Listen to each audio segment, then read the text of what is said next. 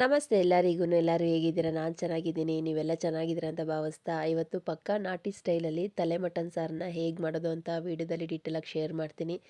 ತುಂಬ ಅಂದರೆ ತುಂಬ ಚೆನ್ನಾಗಿರುತ್ತೆ. ಬಿಸಿ ಬಿಸಿ ಮುದ್ದೆಗಂತೂ ಸೂಪರ್ ಅಂತ ಹೇಳ್ಬೋದು. ಮಟನ್ ಸಾರು ರುಚಿನೇ ಬೇರೆ, ಚಿಕನ್ ಸಾರು ರುಚಿನೇ ಬೇರೆ, ಅದರಲ್ಲೂ ತಲೆ ಮಟನ್ ಸಾರು ರುಚಿನೇ ಬೇರೆ. ನಾನು ಹೇಗೆ ಮಾಡಿದ್ದೀನಿ ಅಂತ ವೀಡಿಯೋದಲ್ಲಿ ಡೀಟೇಲಾಗಿ ಶೇರ್ ಮಾಡ್ತೀನಿ. ಬಾಯಿಲಿಟ್ಟರೆ ಸಾಕು ಕರ್ಗೋಗ್ತಾ ಇತ್ತು, ಅಷ್ಟು ಚೆನ್ನಾಗಿ ಬೆಂದಿತ್ತು ಕೂಡ ಎಳೆ ತಲೆ ಮಟನ್ ಸಾರು. ಮೊದಲಿಗೆ ಇಲ್ಲೊಂದು ಮಿಕ್ಸಿ ಬಟ್ಲು ತೊಗೊಂಡು ಒಂದು ಸಣ್ಣದು ಈರುಳ್ಳಿ ಹಾಕ್ಕೊಂಡಿದ್ದೀನಿ, ಒಂದು ಇಡಿಯಷ್ಟು ಬೆಳ್ಳುಳ್ಳಿ ಹಾಕ್ತಾಯಿದ್ದೀನಿ, ಒಂದು ಅರ್ಧದಿಂದ ಒಂದೂವರೆ ಇಂಚಷ್ಟು ಶುಂಠಿ ಹಾಕ್ತಾಯಿದ್ದೀನಿ. ಮತ್ತು ಸಾಂಬಾರು ಎಷ್ಟು ಮಾಡ್ತೀವೋ ಅಷ್ಟು ಪ್ರಮಾಣದಲ್ಲಿ ತೆಂಗಿನಕಾಯಿ ಹಾಕಬೇಕಾಗುತ್ತೆ. ಹಸಿ ತೆಂಗಿನಕಾಯಿ ತುರಿ ಹಾಕಿದ್ರೆ ಚೆನ್ನಾಗಿರುತ್ತೆ. ಕೊತ್ತಂಬರಿ ಸೊಪ್ಪು ಹಾಕ್ತಾಯಿದ್ದೀನಿ, ಒಂದೇ ಒಂದು ನಾಟಿ ಟೊಮೊಟೊ, ಒಂದರಿಂದ ಒಂದೂವರೆ ಇಂಚಷ್ಟು ಚಕ್ಕೆ, ಒಂದು 6ರಿಂದ 7 ಲವಂಗ ಹಾಕ್ತಾಯಿದ್ದೀನಿ.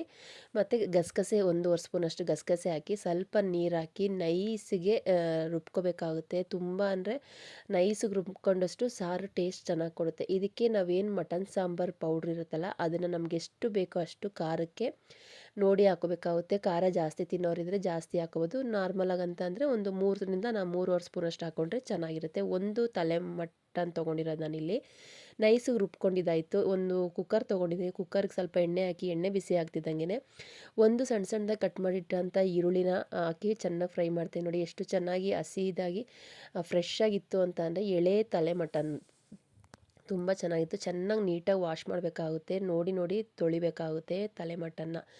ಚೆನ್ನಾಗಿ ನೀರನ್ನೆಲ್ಲ ಸೋಸಿಕೊಂಡು ಕುಕ್ಕರ್ಗೆ ಹಾಕ್ಕೊಂಡು ಚೆನ್ನಾಗಿ ನೀರೆಲ್ಲ ಇಂಗೋ ತನಕ ಚೆನ್ನಾಗಿ ಫ್ರೈ ಮಾಡಬೇಕಾಗುತ್ತೆ, ರೋಸ್ಟ್ ಮಾಡಬೇಕಾಗುತ್ತೆ.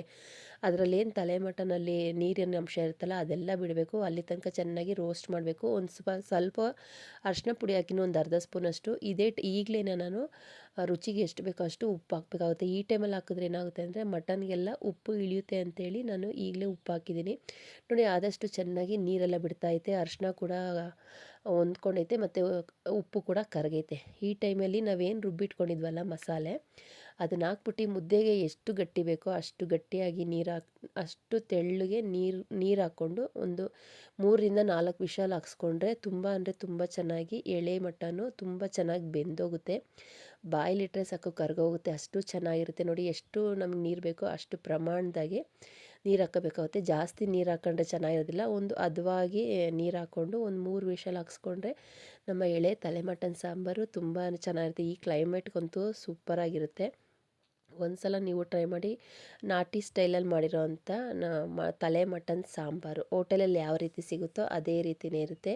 ಇದಕ್ಕೇನು ಅಂತ ಅಂದರೆ ಇದಕ್ಕೆ ಜಾಸ್ತಿ ನಾವು ಈರುಳ್ಳಿ ಹಾಕ್ಬಾರ್ದು, ಜಾಸ್ತಿ ಟೊಮೊಟೊ ಹಾಕ್ಬಾರ್ದು, ಒಂದೊಂದು ಹಾಕಬೇಕು. ಇಲ್ಲ ಅಂತಂದರೆ ಸಿಹಿ ಅಂಶ ಬಂದ್ಬಿಡುತ್ತೆ. ಇದಕ್ಕೆ ನಾನು ಲಾಸ್ಟಲ್ಲಿ ಉಪ್ಪು ಖಾರ ಎಲ್ಲ ಹಾಕಿ ಚೆನ್ನಾಗಿ ಮಿಕ್ಸ್ ಮಾಡಾದಮೇಲೆ ಇನ್ನೇನು ವಿಷಲ್ ಹಾಕ್ತೀವಿ ಅನ್ಬೇಕಾದ್ರೆ ಮಿದ್ಲು ಎತ್ತಿಟ್ಟಿದ್ನಲ್ಲ ಅದನ್ನು ಲಾಸ್ಟಲ್ಲಿ ಹಾಕ್ಬಿಟ್ಟು ಒಂದು ಹಿಡಿಯಷ್ಟು ಪುದೀನ ಹಾಕ್ಬಿಟ್ಟು ಸುಮ್ಮನೆ ಒಂದು ಸುತ್ತು ಮಿಕ್ಸ್ ಮಾಡಿಬಿಟ್ಟು ಒಂದು 3ರಿಂದ 4 ವಿಷಲ್ ಹಾಕ್ಸ್ಕೊಂಡ್ರೆ ಚೆನ್ನಾಗಿ ಬೆಂದೋಗುತ್ತೆ ನಮ್ಮ ತಲೆ ಮಟನ್ ಸಾರು. ನೋಡಿ ಅದು ವಿಷಲ್ ಬರ್ತಿದ್ದಂಗೆ ಒಂದು ಘಮ ಘಮ ಅಂತ ಫ್ಲೇವರ್ ಬರುತ್ತೆ. ಮನೆಯೆಲ್ಲನೂ ತುಂಬ ಚೆನ್ನಾಗಿ ಸುವಾಸನೆ ಬರುತ್ತೆ, ತುಂಬ ಇಷ್ಟ ಆಗುತ್ತೆ.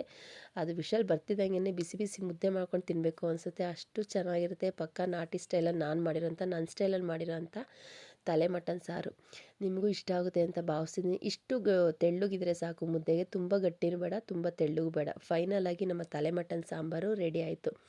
ಈ ವಿಡಿಯೋ ಇಷ್ಟವಾದಲ್ಲಿ ಲೈಕ್ ಮಾಡಿ, ಶೇರ್ ಮಾಡಿ, ಕಮೆಂಟ್ ಮಾಡಿ. ನಿಸರ್ಗ ಕುಕಿಂಗ್ ಚಾನಲ್ನ ಇನ್ನೂ ಯಾರೆಲ್ಲ ಸಬ್ಸ್ಕ್ರೈಬ್ ಮಾಡ್ಕೊಂಡೆ ನೋಡ್ತಾ ಇದ್ದೀರೋ ಪ್ಲೀಸ್ ದಯವಿಟ್ಟು ಸಬ್ಸ್ಕ್ರೈಬ್ ಮಾಡ್ಕೊಳ್ಳಿ ಅಂತ ಕೇಳ್ಕೊಳ್ತಾ, ಇದೇ ರೀತಿ ಸಿಂಪಲ್ ವಿಡಿಯೋ ತೊಗೊಂಡು ಬರ್ತೀನಿ.